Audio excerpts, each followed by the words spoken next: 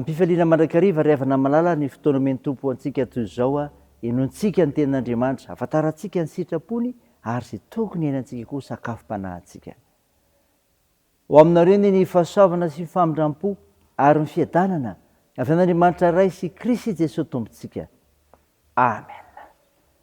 Alarobia 30 Oktobra 2022 imbanjinantsika ny lohateny manao hoe miavao amin'ny tompony mpino. Andeha ry havana idera sy ankalazan'Andriamanitra isika. Misaoran'i Jehovah ry fanahiko, ary izay rehetra tao anatiko misaorana na ranomasina. Misaoran'i Jehovah ry fanahiko, ary aza misy adinao ny fitahian-drehetra, izay mamela ny heliko rehetra, izay manasizina aretinao rehetra, izay manavitra ny enao tsidina any an-davaka, izay manarina famindram-po sy fiantrananao, izay mahavoky soa ny vavanao, ny fahatanranonay mody indray toy ny an'ny voromahery. Amen.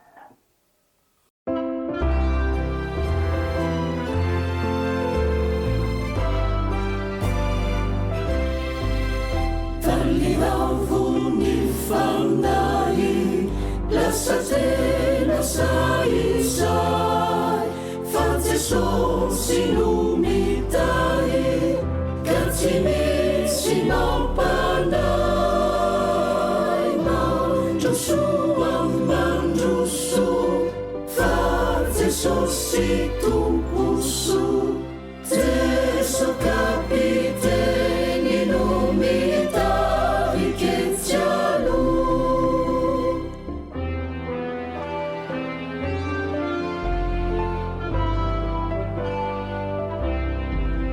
misy ireo misalasala miasa saina mafiery Dominy tsy mahalala ny fitiavany Kristy mandrosoa mandroso fa Jesosy tomposo Jesu kapiteny no mitahy ketsialo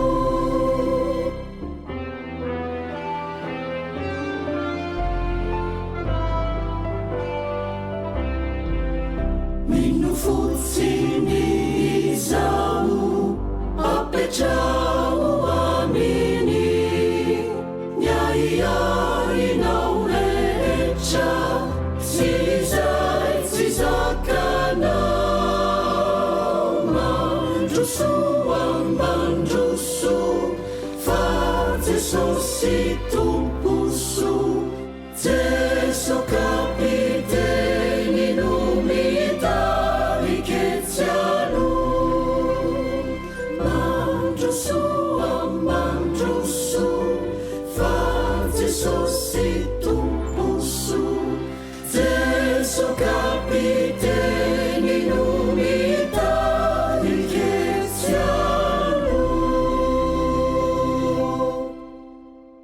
Ivavaka isika. Andriamanitro, Andriamanitra mahery ianao, ka mitondra fahavelomana ho anay, satria mahay sy mahalala ny zavatra rehetra. Midera sy mankalaza ary manome voninahitra sy narinao masina izay Tompo.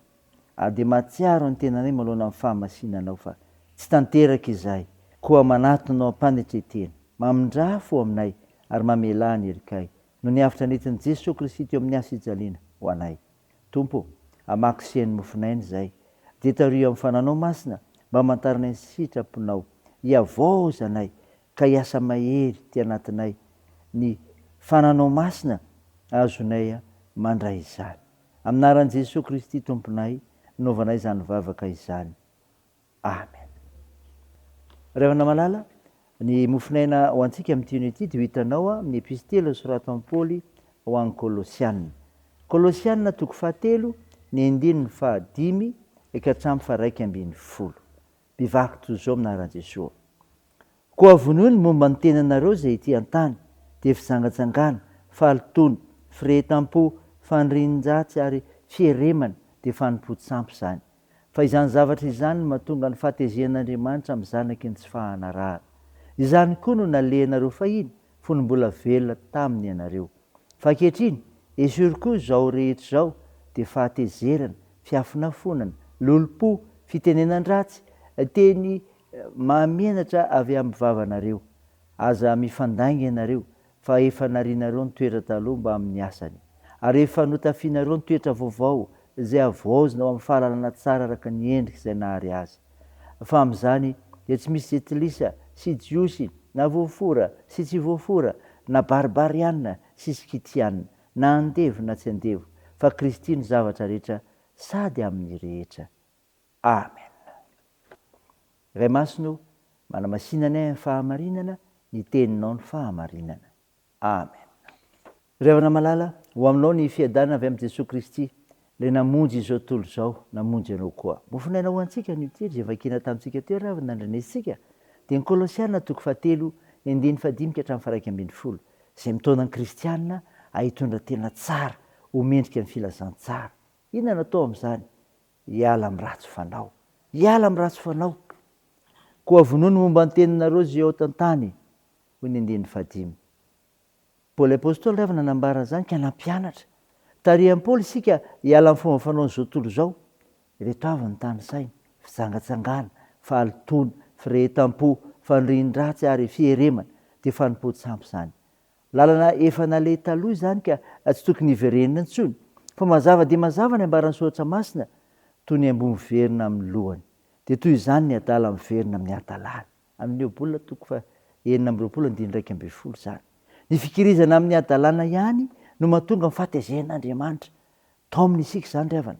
Aza mangataka-andro na miandro ny kapok'Andriamanitra vao hiala amin'ny faratsiny. Fa mila miala amin'ny ratsy fanao isika. Izao koa ny hafatra faharoa, tsy fandainga. Dia izao voalaza ny 5. Aza mifandainga ianareo fa efa narianareo ny toetra taloha mba amin'ny asany, ary efa notafianareo ny toetra vaovao. Tsy mahasoa ny samy kristianina ny mifamitapitaka sy tsy mifampilaza ny marina, satria manimba fifandraisana izany.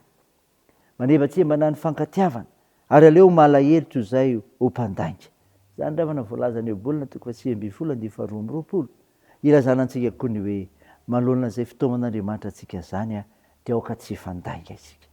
Fa mbola misy hafatra tsara tokoa ry havana, satria nahoana? Satria raha ihany ao amin'ny Tompo ny mpino azy rehetra. Izany voalaza ny 1:12. Fa amin'izany dia tsy misy jetilisa sy jiosy na voafora sy tsy voafora na baribarianina na skitianina na andevo na tsy andevo, fa Kristy ny zavatra rehetra sady amin'ny rehetra. Tonga iray ihany izay rehetra mandray an'i Kristy ho tompo, sy mpamonjy ny fiainana. Tsy misy fizarazarana na fanilikilihana intsony, satria Kristy iray ihany ny raha manompo. Ary zava-dehibe izany ry havana eo amin'ny fiainantsika. Mba tsy hanavakavaka isika fa samy zanak'Andriamanitra. Ary dia izany no hafatra ho anao. Hiavaoza anao indray manoloana fanompoana ny tompo. Raha izany ry havana, ho voninahitr'Andriamanitra. Amen. Andeha hivavaka isika. Tompo, misaotra no mofinaina ny meno anay izay mitaona anay hitondra tena mendrika amin'ny filazantsara ka hiala amin'ny ratsy fanao, tsy fandainga, satria raha ianao amin'ny tompo. Mivavaka aminao ary zahay ho amin'ny fijoroan'ny fiangonana amin'ny fahamarinana eto amin'ny firenena. Mivavaka aminao zahay, vonjeo amin'ny firenenay, mesahanao fanahy-masonao eto Madagasikara. Mivavaka manokana ho an'ny fiombonan'ny fiangonana kristianina eto Madagasikara zahay. Sandreo marary tompo ka ho mifanantenana. Toa ny asa fitsaboana, ampirizinao izay azony manjo, ary vonjeo ny marivotsikolona ary rosairana. Tao io ny fihazakazanay amin'ny asa manjarany, fianarana, ny tokantrano, eny ny fikasana tsara koa.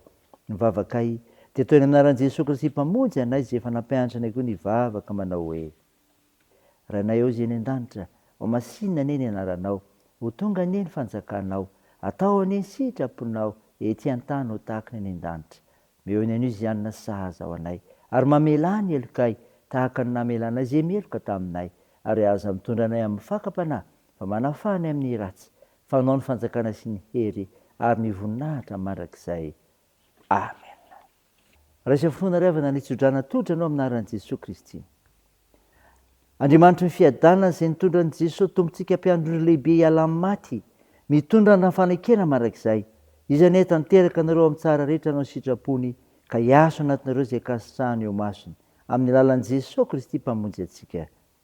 Amen. Teon'Andriamanitra irery ny voninahitra amin'ny anaran'ny Ray sy ny Zanaka ary ny Fanahy Masina. Amen.